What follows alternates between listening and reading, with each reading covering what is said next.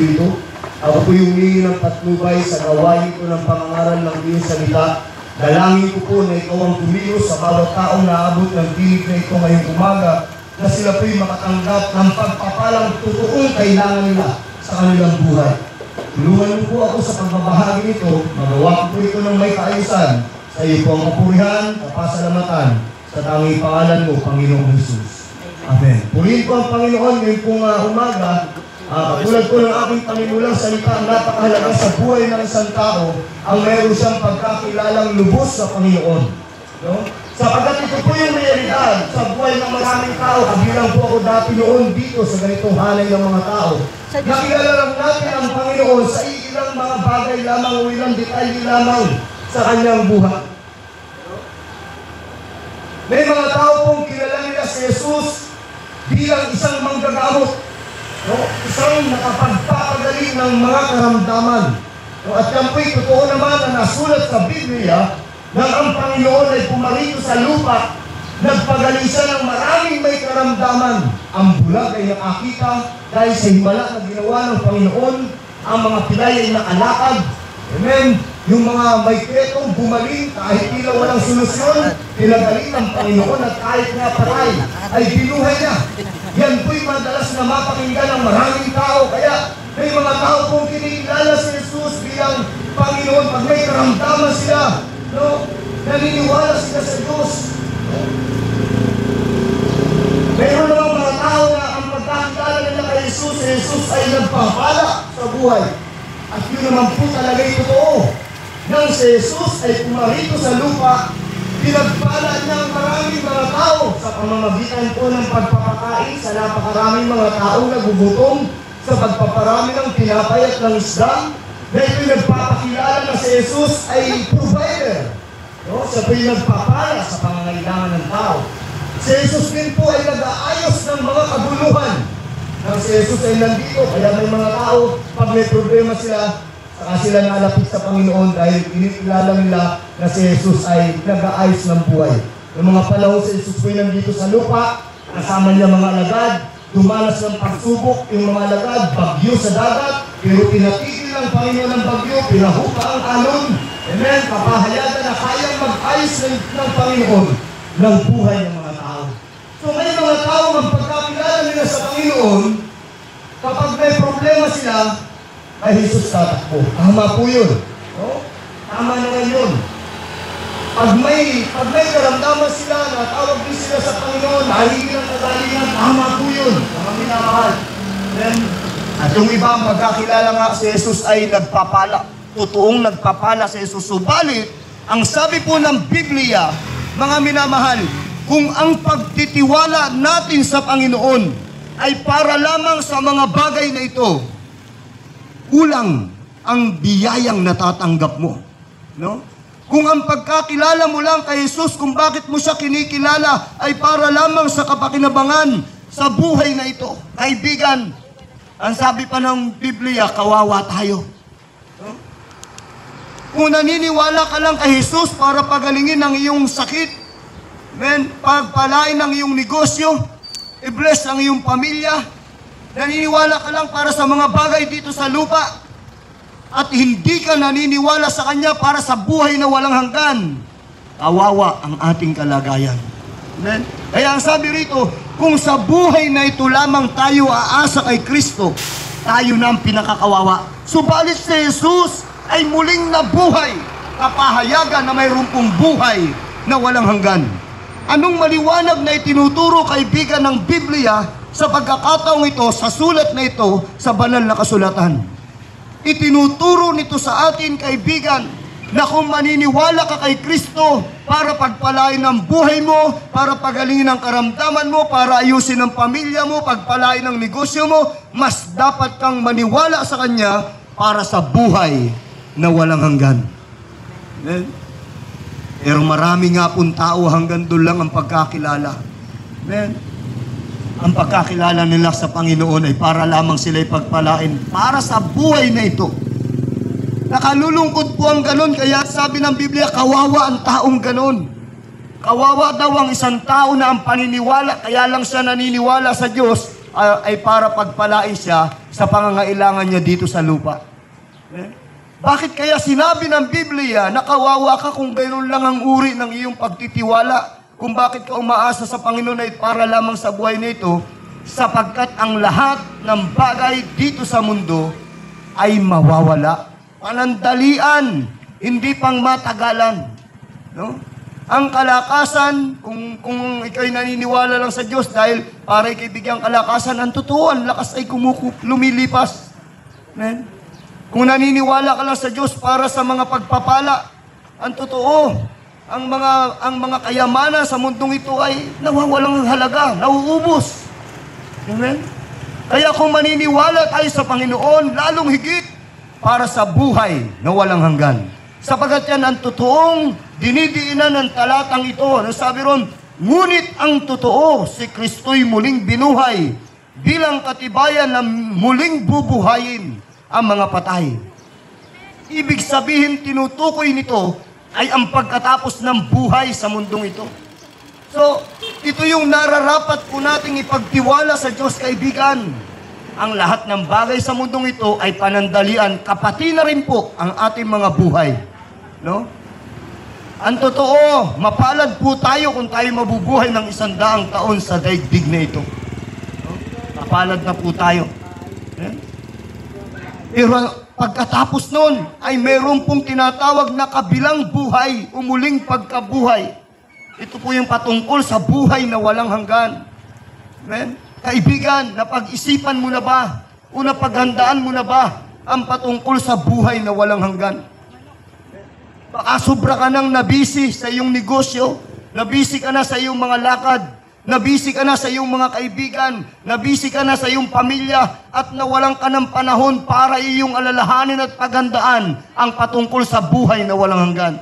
Kaibigan, yun po yung nakalulungkot na kalagayan ng buhay ng maraming tao. Marami po silang na-accomplish. Marami silang mga napagtagumpayan at nakamit dito sa mundo. Pero pagdating sa buhay na pang walang hanggan, doon sila nagkulang. Yun po yung nakalulungkot. Sapagkat ang buhay dito'y panandalian, ang buhay na sa muling pagkabuhay ay pang walang hanggan. Amen? Na hindi matutumbasan ang halaga nito. At yun ay dalawa, walang hanggan sa kapahamakan o walang hanggan doon sa langit. Amen? Kaya ang pangangaral na ito ay pwedeng pumukaw sa ating isipan. Di tayo magkakilala, di ko kayo kilala, di nyo rin po ako kilala, pero kilala tayo ng Diyos. At ikaw yan na nakikinig, maaaring sinasabi sa iyo ng Panginoon, ikaw sobra kang busy sa iyong ginagawa, sa iyong negosyo, puro ka negosyo. Paano kung kunin ko ang buhay mo? Paano kung kunin ng Diyos ang ating buhay? Paano ang ating mga kaluluwa, kaibigan? Amen? Hallelujah. May mga taong ang isip nila ay saka-saka ko na lang iisipin ang bagay na yan. Ako na may bata pa. Saka na yung buhay na walang hanggan. Saka na yung ang pangkaluluwa kong kalagayan. Ako na may bata pa. Bakit? Wala pang namamatay na bata? Amen? Sa katotohanan, maraming mga bata ang yung iba nga, isang araw lang na po. Yung iba nga, hindi na nakita ang mundo. Sanggol pa lang, namamatay na. No? Merong mga bata pa na hindi na nakapagbinata, hindi na nakapagdalaga, hindi na nakaranas magpamilya dahil bata pa lang namatay na. Kaya isang malaking kamalian kung iisipin ng tao na, ay saka ko na lang bibigyan pansin ang patungkol sa buhay na walang hanggan pag matanda na ako, pang matanda lang yan. Bakit? Wala pang namamatay na bata. Paano kung sa murang edad kunin ng Diyos ang ating buhay? Eh? Napakahalaga po na kung ang maraming bagay sa mundong ito ay ating napaghahandaan, lalong higit po ay ang buhay na walang hanggan. Amen? Hallelujah. Pero mga tao na sinasabi nila, buhay na walang hanggan, kaluluwa, saka na lang pag ako'y wala naman akong sakit, hindi pa naman ako siguro mamamatay. Wala naman akong sakit. Kaibigan, maraming taong namatay na walang sakit. Maraming tao ang na kinuha ng Diyos ang buhay sa panahon siya'y malakas. Kaya hindi ito garantiya. Ang kailangan sa anumang panahon, sabi ng Panginoon, maging handa kayo sa pagharap sa Diyos.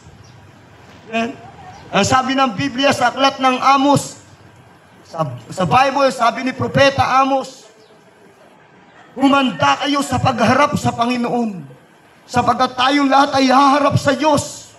Kahit bata, kahit matanda, kahit may sakit, kahit wala, maaring dumating ang panahon ng pagharap ng tao sa Diyos.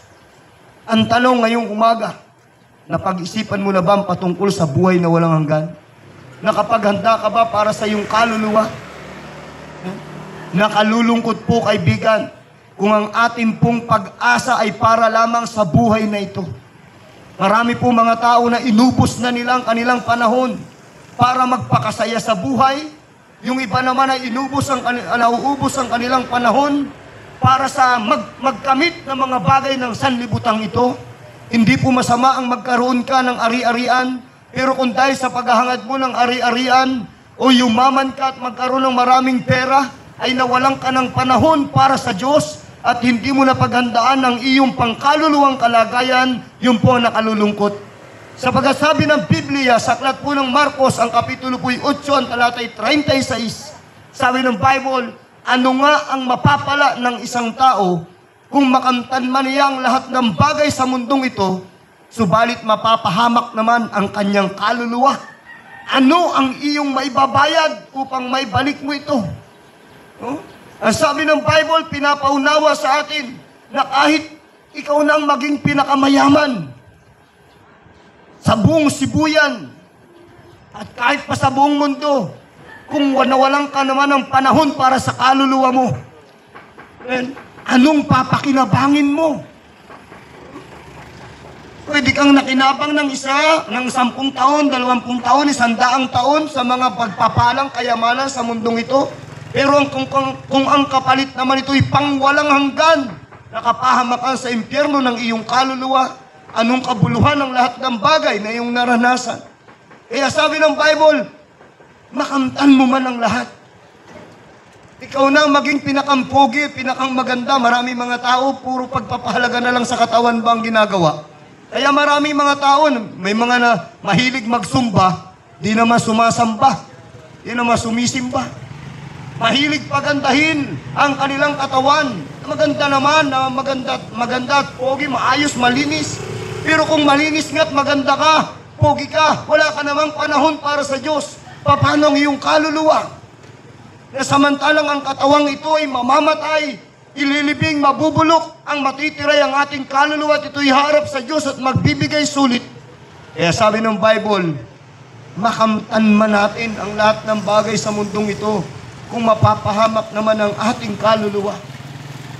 Ano ang mapapakinabang natin? Kaibigan, ang pangangaral pong ito ay ginagamit na paraan ng Diyos ngayong umaga upang pukawin ang ating kaisipan. Tayong mga nakakapakinig, ikaw na nakikinig ngayong umaga, marahil sinasabi sa iyo ng Panginoon, panahon na para magbigay ka ng pagpapahalaga para sa iyong kaluluwa.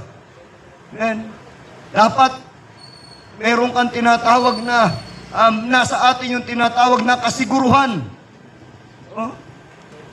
ng ating pong kaligtasan ng ating kaluluwa, na ito'y kay Jesus lamang matatagpuan. Maraming mga tao na akala nila okay na sila pag sinabi, ako'y may St. Peter life plan ha. Kaya kahit ako'y mamatay na, ako'y insured. No? Insured. Sino makikinabang? Yung iyong may iwan. Pero yung kaluluwa mo, paano yung kaluluwa mong haharap sa Diyos? Amen? Ang sabi ng Bible, ang buhay ng tao'y parang aso o singaw. Sandaling nakikita, maya-maya'y wala na. Aklat ng Santiago, Kapitulo 4. Amen? Ang sabi ron, ang buhay daw natin tulad sa usok, na sandaling nakikita, maya-maya'y wala na. Nakaranas na ba kayo, kaibigan, na mayroong kang kausap? Kausap mo pa lang nung umaga, nung tanghali pala, wala na siya, patay na siya. No? Kausap mo pa lang nung gabi, nung umaga, wala na, patay na siya. Yung po yung realidad na sinasabi ng Biblia na ang buhay natin ay hindi pang matagalan. No? Yung po yung katotohanang nais ng Diyos na ating malaman na walang nakasisiguro sa atin kung hanggang kailan tayo mabubuhay sa mundong ito.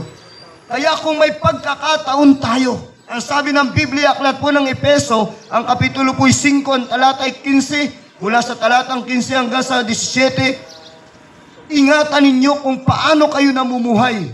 Mamuhay kayong tulad ng matatalino at di tulad ng mga mangmang. Samantalahin ninyo ang bawat pagkakataon na kayo'y makagawa ng mabuti. Bakit po sinasabi ng Biblia na samantalahin natin ang pagkakataon?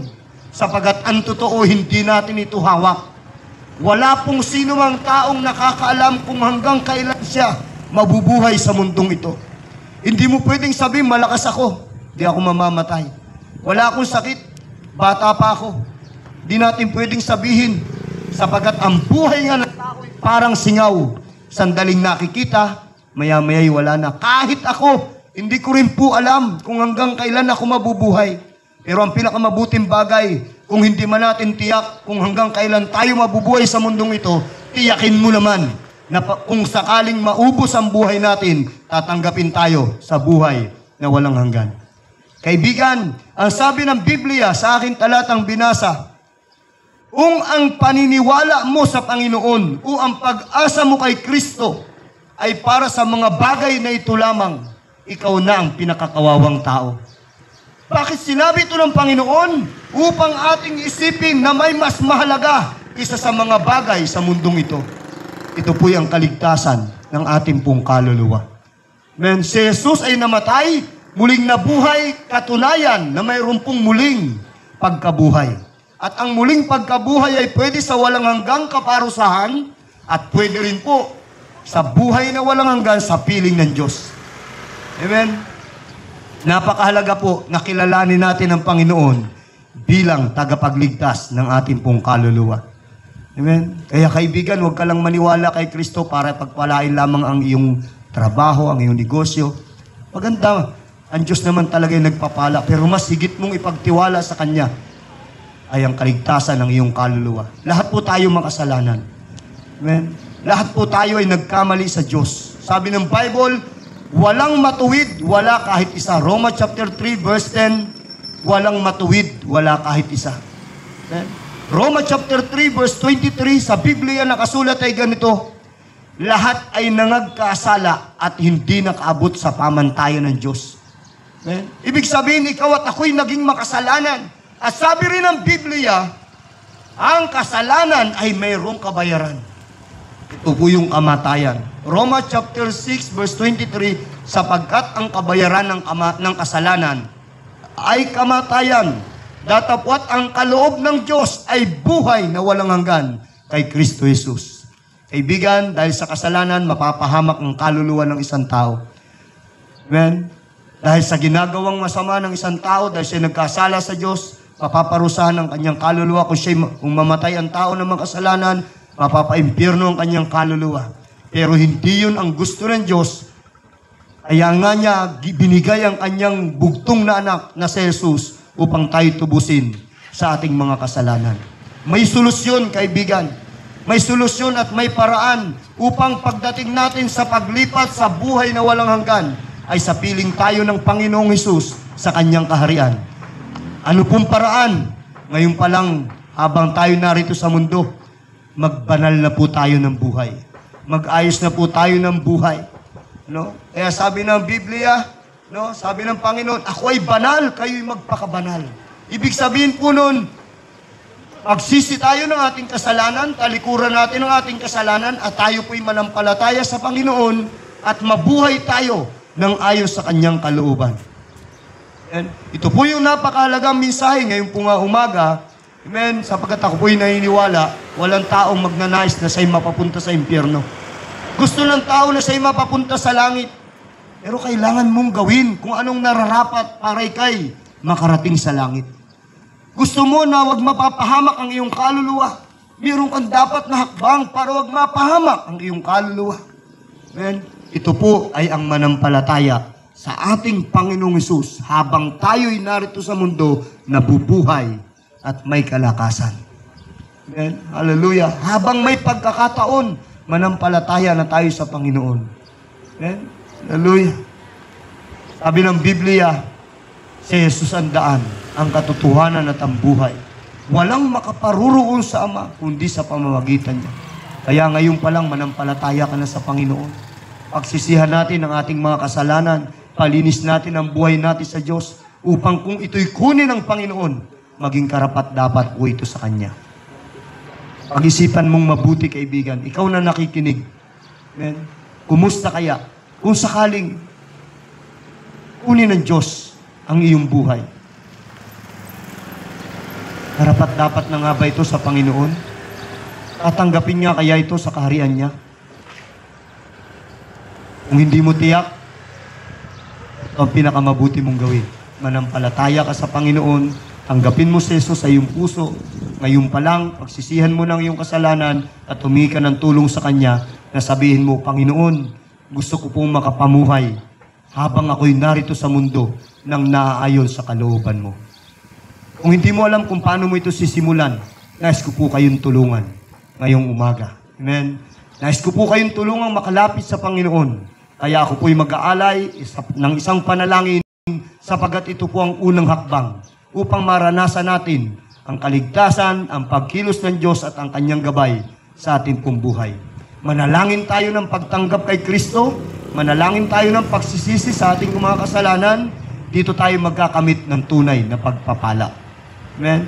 Hallelujah. Kaya ako po'y magbabaka sakali, mayroon pong nakikinig ngayong umaga.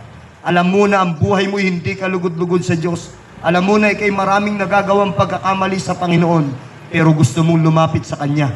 Gusto mong humingi ng tawad. Alam mo na kung kunin ng Diyos ang iyong buhay ay walang katiyakan kung saan tutungo. Pero gusto mong makatiyak, ito ang oras, manalangin tayo at anyayahan natin si Jesus sa ating buhay, ipahayag natin ang ating pong pananampalataya. Kung mayroon po, nagbabaka sakali po ako sa lugar na ito, nakikinig ka, gusto mong tanggapin si Jesus, gusto mong isuko sa Kanya ang iyong buhay, gusto mong maranasan ang pagkilos niya, nais kong mag-alay ng panalangin para sa iyo.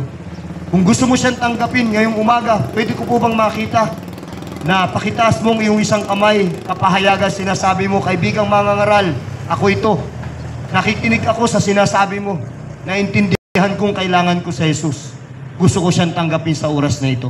Meron po ba nakikinig ngayong umaga? Tataas mo saglit ang iyong isang kamay, pagkatapos ibaba mo na rin kapahayagan. Gusto mo. Salamat po sa nagtaas ng kamay. Amen. Meron pa po ba? Salamat po sa aming kaibigan. Salamat. Pwede nyo na pong ibaba. Meron pa po ba naabot ng tinig na ito? Amen. Diyan po sa mga salamat po. Amen.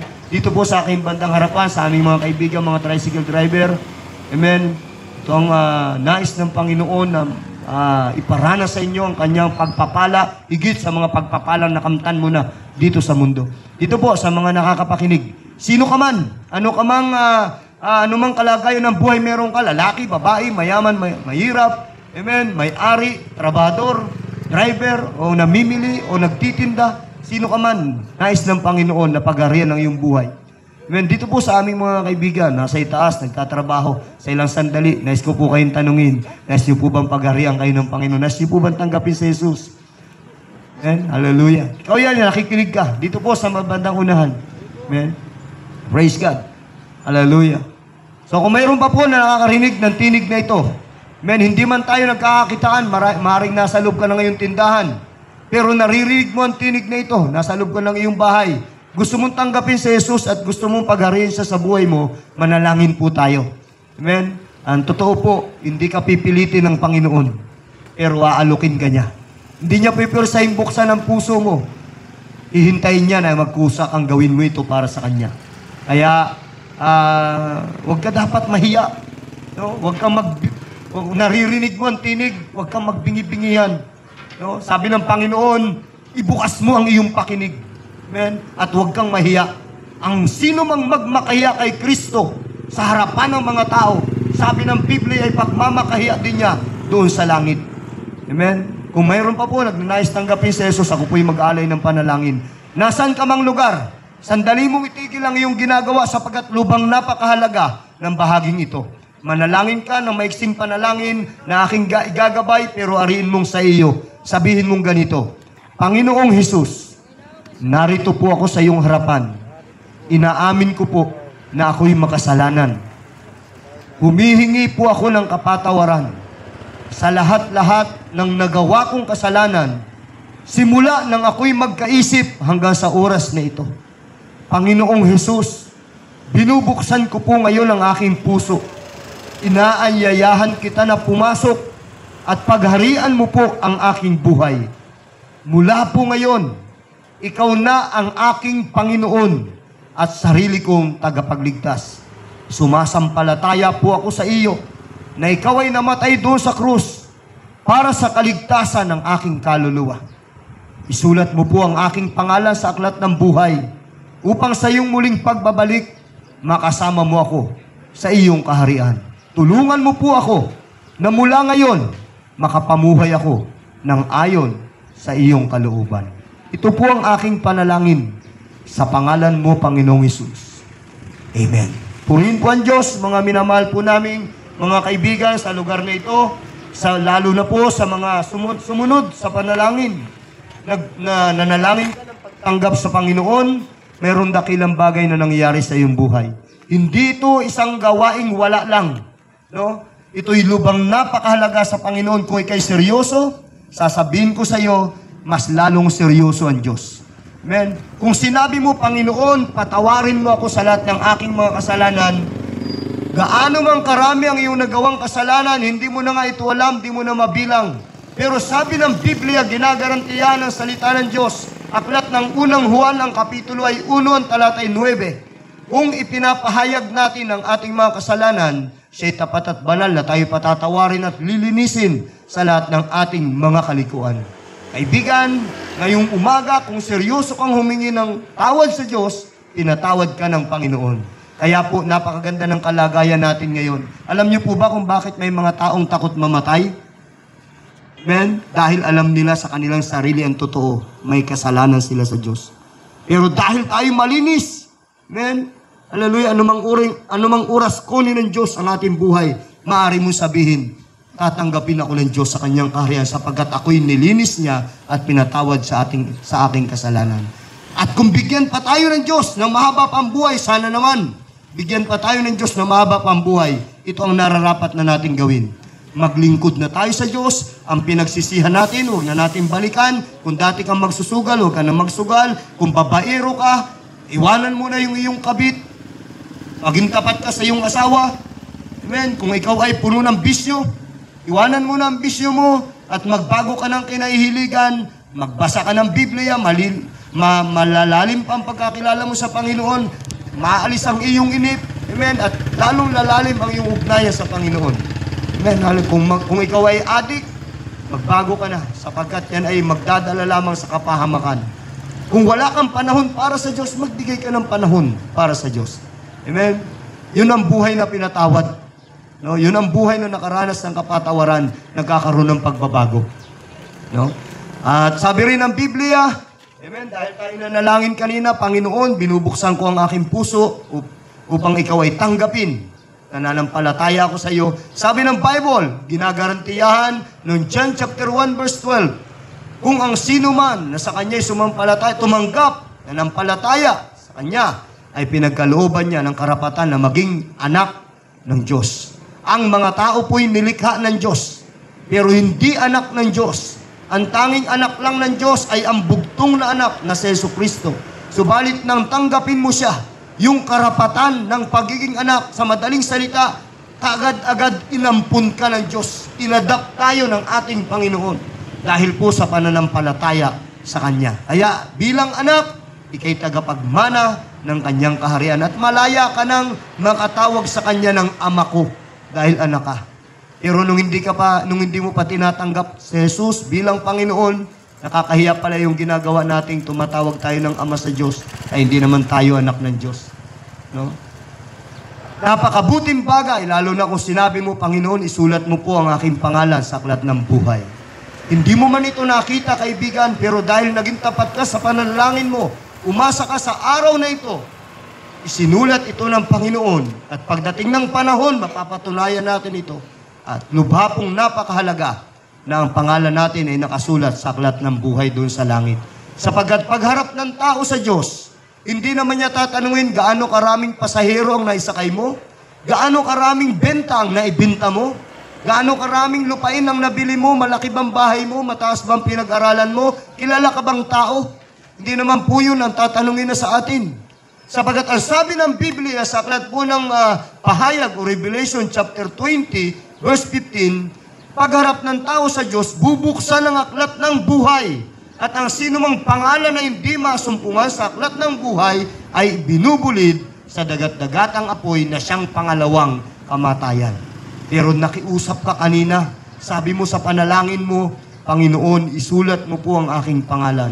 Napakadakilang bagay, ito po'y ginawa ng Diyos sa ating mga buhay. Kaibigan, nang gawin po namin ang panalangin ito nang may kaseryosohan ang aming puso. Doon po nagsimula na nabago po ang aming buhay. Nagkaroon kami ng mataas na interes na paglingkuran ang ating Panginoon. Kaparis ko po noon, sa huling bahagi, ang aking pong patotoo. Nung hindi ko pa po kilala si Jesus, marami akong bisyo. Alipin ako ng pagsusugal, paglalasing, basag uliro po akong tao. No? Pabaya po ako sa aking pamilya. Wala akong panahon para sa Diyos. Pero nang tanggapin ko si Jesus, nagsisi ako ng aking kasalanan, pinaghari ko siya sa buhay ko, mula po noon nakaranas ako ng pagbabago. Yung pong mga bisyo na dating hinahanap ko, iniwanan ko po sa tulong ng Panginoon at hinahanap ko na po, ay yung mga tao na ang ginagawa nila ay maglingkod sa Diyos at mamuhay ng may kabanalan. Doon po ako nagsimulang magbasa ng Biblia at nakita ko po ang napakahalagang mga katotohanan. Kaya nakapamuhay po ako hanggang sa ngayon, tinutulungan ng Panginoon na makapamuhay ng ayon sa kanyang kalooban. 24 years na po ang nakalilipas mula nang tanggapin ko sa Jesus hanggang ngayon. Napakarami pong pagbabago na ginawa ng Diyos sa buhay ko. Kaya kaibigan, kung ikaw yan, nanalangin ka, tinanggap mo si Jesus, napakadakilang bagay ang iyong natanggap sa Panginoon at yan ay kakikitaan mo ng resulta, mararamdaman mo sa buhay mo, yung conviction ng Holy Spirit, i-guide ka nito para gawin kung ano ang tama. Amen? At para malaman natin ano yung mga dapat pa natin gawin, narito po ang napakahalaga pang pabalita, kaibigan. Pakinggan mo para makapagpatuloy ka sa pakikipag-ugnayan mo sa Panginoon. Amen. Praise God. Maraming salamat po sa lahat ng nakinig ng salita ng ating Panginoon. At kung nais po ninyo ng paglagong espiritual, meron kayong mga prayer request or counseling, pwede kayong mag-text or tumawag sa cellphone number 0951787094. Ang amin pong address, The Potter's House Christian Fellowship Ministry. At salamat po sa atin pong butihing mayor, sa atin pong vice mayor, sa mga kagawad, sa lahat ng SB, maging sa atin pong kapitan ng barangay na ito ng poblasyon, sa tanan nga pumuloyo, maradamo nga salamat sa indo, gabay pa na tawang kita ng bulig ng Ginoo. At sa pagkakataong ito, ay nais po namin na kami po ay manalangin ng pagtatapos. Banal na Diyos sa masalangit, salamat Panginoon sa iyong biyaya at pabor na muli ang iyong salita ay naihayag sa aming kalagitnaan. Dalangin namin ang lahat ng nakinig, manininda, mamimili, trabahador, mga namamasyal, ikaw Panginoon ang patuloy na magpala sa kanila at patuloy na dinadalangin namin, O God, ang bayang ito ng kahidyukan, bigyan mo ng kalayaan, ng pabor, at ikaw ang mag-ingat sa bawat isa sa amin. Ilayo sa anumang problema at karamdaman. Maraming salamat sa iyo po ang papuri at pagsamba sa pangalan ni Jesus. Amen. God bless po. Pagpalain po tayo ng ating Panginoon.